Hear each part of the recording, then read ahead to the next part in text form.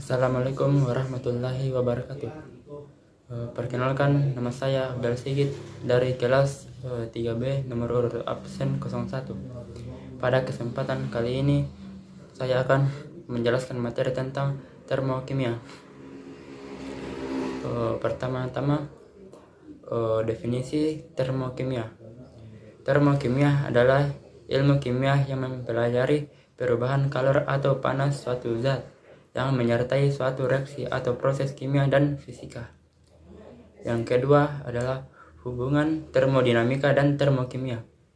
Termokimia dan termodinamika ini saling berkaitan satu sama lain. Termokimia ini merupakan bagian dari termodinamika, di mana termokimia ini merupakan hukum pertama termodinamika, yaitu mengenai hukum universal dari kekekalan energi dan perpindahan kalor.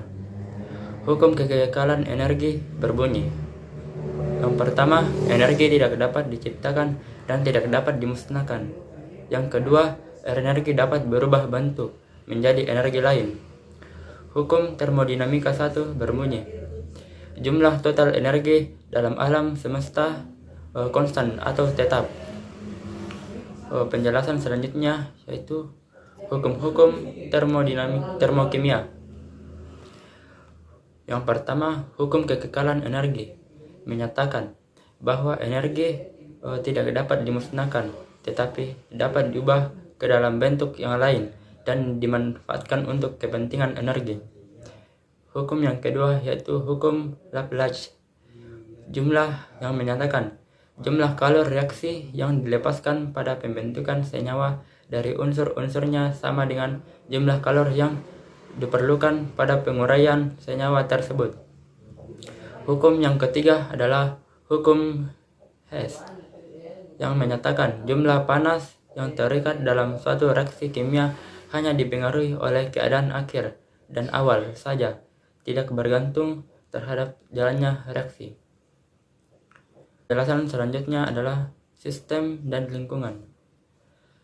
Perubahan termokimia erat kaitannya dengan istilah sistem dan lingkungan, di mana sistem dianggap sebagai reaktan dan produknya, sedangkan lingkungan adalah sebagai sesuatu yang di luar dari reaktan dan produknya.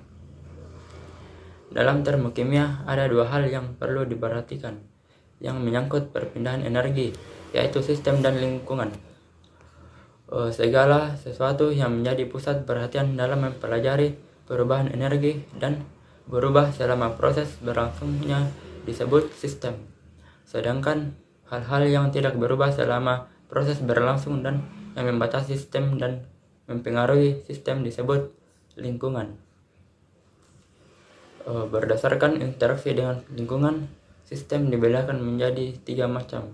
Yang pertama, sistem terbuka adalah suatu sistem yang memungkinkan terjadi perpindahan energi dan zat materi antara lingkungan dengan sistem.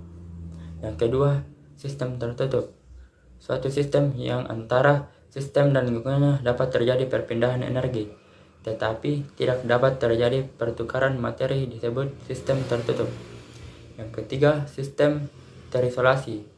Sistem terisolasi merupakan sistem yang tidak memungkinkan terjadinya perpindahan energi dan materi antara sistem dan lingkungannya.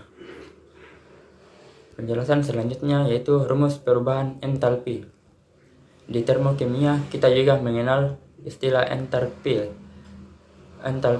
Perubahan entalpi adalah perubahan panas dari reaksi pada suhu dan tekanan yang tetap, yaitu selisih antara entalpi zat hasil dikurangi entalpi zat reaktan.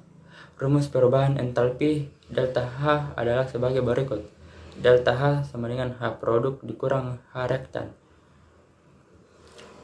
Dengan catatan, bila delta H positif berarti terdapat energi atau kalor yang diserap dari lingkungan ke dalam sistem, biasa disebut reaksi endoterm.